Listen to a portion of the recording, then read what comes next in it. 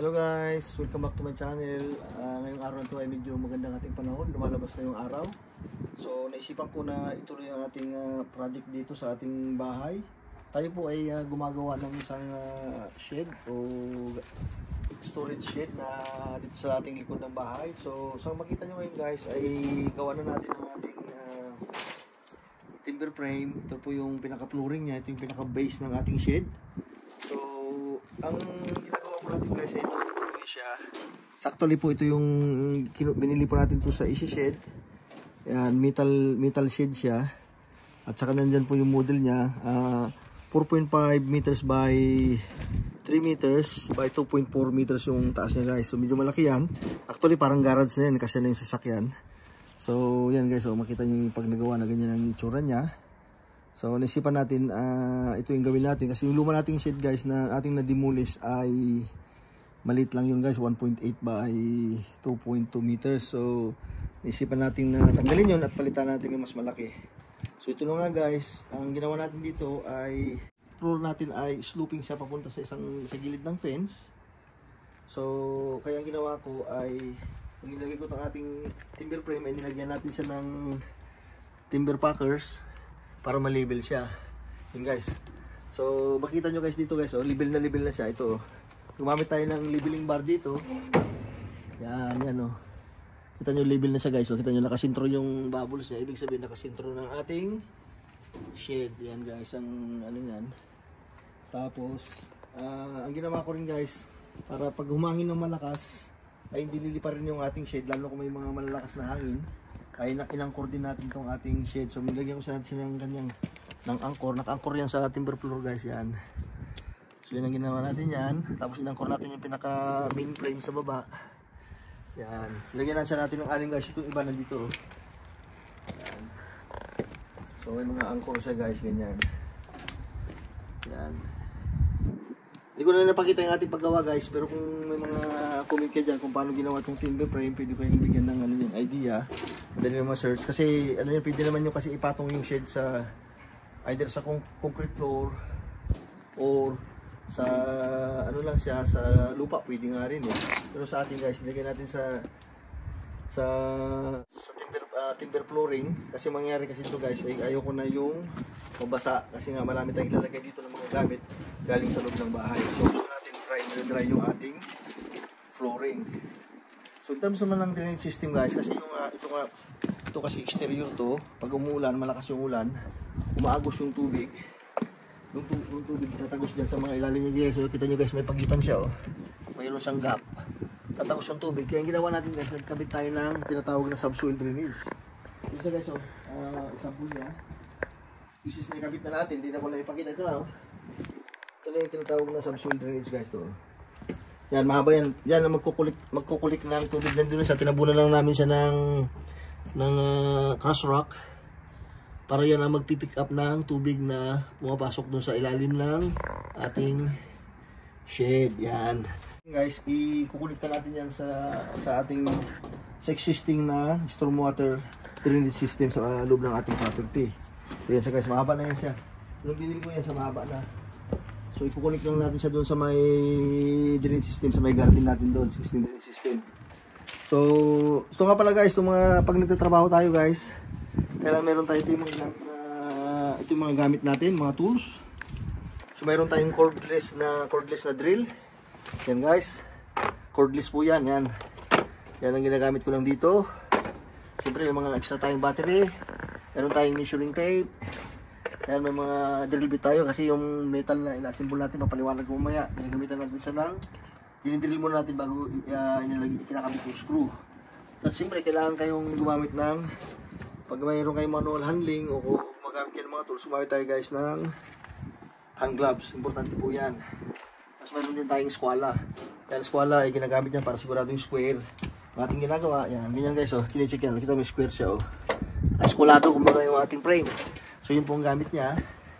At meron din tayong pang, metal scissor. Yan, scissor yan guys. Pinangkakat lang natin ng mga sheet metal yan. At yan, mga screw. Meron din tayo pang rivet. Riveter yan. Yan guys. Ang ginagamit natin. saka makita nyo rin guys, nasimbol na rin natin ating metal frame. Ito guys, itong manual na kasi ito guys, maraming ano yan, may mga instruction na dito sa loob yan. Susundan mo lang yan, may guide na. Yan o. Yan may pinakikita ko lang, may mga example na siya kung paano. Symbol, mga sukat. It's importante sundan mo yung mga sukat para mabuo siya na maayos. Yan o, may mga instruction siya. Step by step na pag-asimbol yan. Yan o. Kung paano, anong unahin mo, anong sunod. Susundan mo lang yan guys para sigurado. Ito yung ulo niya, tinigay muna natin dito. Tukudan muna natin. Ito na yung bubong niya guys, hindi pa natin asimbol. Bubong to, grouping. Saka yung mga ibang side ng shed guys, ilagay natin sa kabilang gilid muna. Sa kabilang gilid muna ng bahay. Hindi na muna natin papakita yan. So ang mangyayari nito guys, pagka next weekend, magandang panahon, ay lalagay na natin yung flooring dito. So lagyan natin siya ng timber flooring, and then lagyan natin yung ano niya, yung mayroon siyang ano dito guys, mayroon siyang frame na kasama dito sa shed. Lagyan natin sa gitna. Tapos simbolin na natin yung ating shed. So meron din dito erection guide kung paano ikakabit yan dito sa dulo niyan. Meron dito guys kung paano ikakabit, i-assemble yung kung paano itatayo yung ating shed. Guys, kung paano itatayo, ayan oh. Instruction na sa installation na. Pag na-assemble mo na, ito na yung paano i-assemble. So yan guys, so yung mga instruction niya oh. May sukat, equal distance.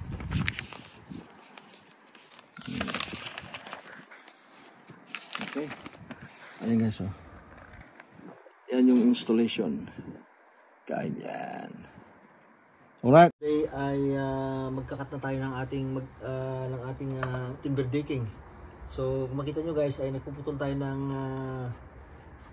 treated pine na timber. Yun ang ginagamit nating decking guys kasi yun yung mura at matibay at saka treated na siya. So talagang magtatagal. So ginagawa natin guys ay itong nabili natin ay medyo sobra. Ang kagandahan nito guys ay yung haba niya ay dire-diretso, wala na siyang putol. So pag nilagay natin, tatapal na natin at i-scroll natin sa joist. So alright, putol tayo guys ng isa, pero marami na tayo ng putol. Yan, pupulin natin ito, papakita ko lang sa inyo. Alright, so naputol na siya. At ang ginagawa natin dito guys, kita nyo na simulan na natin ay nag-scroll lang tayo. So yan, inunan natin muna yung sa gilid, sinicure natin yung gilid. So yan ang pinaka-guide natin, siniguro natin yung naka-straight siya. So straight yung gilid natin. Siyempre guys, pag nagtatrabaho tayo, kailangan natin may gloves. Yan. Wala tayong hard hat guys kasi wala naman nagtatrabaho sa ibabaw. So yan, ito guys. Screw tayo ng konti. Yan. Yan guys. Sigurado na natin na ano siya. Straight yung dulo niya. Yan kasi nakasukat niya.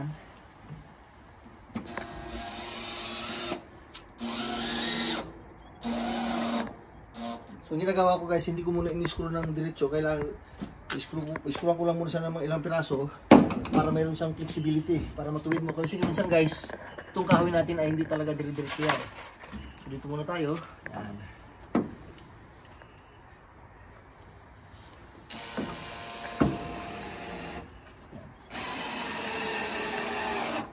Yan guys.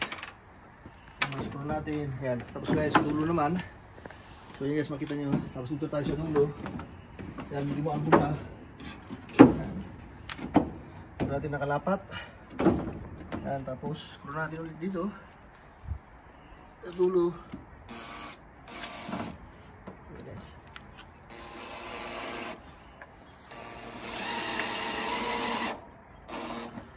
So yun guys, tapos magdagdag na lang tayo ng screw ng mga ilang piraso. Hindi naman natin kailangan screwhan lahat yan eh. Yung ginagawa ko, medyo alternating siya para lahat ng mga joints meron tayong connection na yun guys. Yan, kita yung pagkakalapat niya oh, pantay na pantay siya.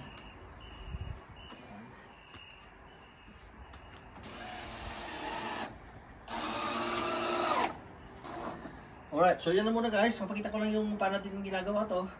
At mamaya pag natapos natin itong ating decking ay ipapakita natin. So susunod natin gagawin dito, pag natapos natin yung deck ay ilalagay natin yung pinaka-portal ng ating shed. So maunahin parang patigas. Ilagay natin yung gilid doon, itong dalawang gilid. Secure natin, lagay natin yung mga brace. Saka ilagay natin yung gilid dito. At titignan ko guys kung yung mauna yung harapan o yung bubong. So yun na yung mga ano guys, yung mga metal panel na naasimbolo natin. So yun ang susunod nating ilalagay. Well guys, yan na muna. At yan, pare-pareho lang naman to, repetition lang yung ginagawa natin. So pinuputo natin doon sa ating drop saw. So, meron tayong ano doon, meron tayong pamputol. Dati kuryente, madali lang, hindi natin nilagay na manual. Tapos ilagay natin dito. Yan.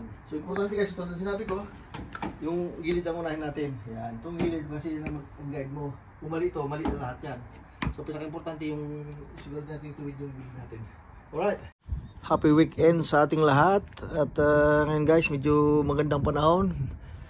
Kaya lang medyo malamig, pero tuloy ang ating trabaho sa ating shed. At kung makita nyo guys, ay natapos na natin ang ating decking para sa ating shed. At ngayon ay inasimbol ko na lang yung mga natitirang component niya. Ito yung harapan niya guys. Kaya may opening yan dyan kasi yan yung pinto niya. Tapos yung mga roof panel at saka yung wall niya ay natapos na natin. So malapit nating i-erect guys. So ito na ang ating shed. Natapos na guys. Pasensya na kayo at hindi ko na naipakita lahat. Pero yun na guys ang ating shed guys. At yan.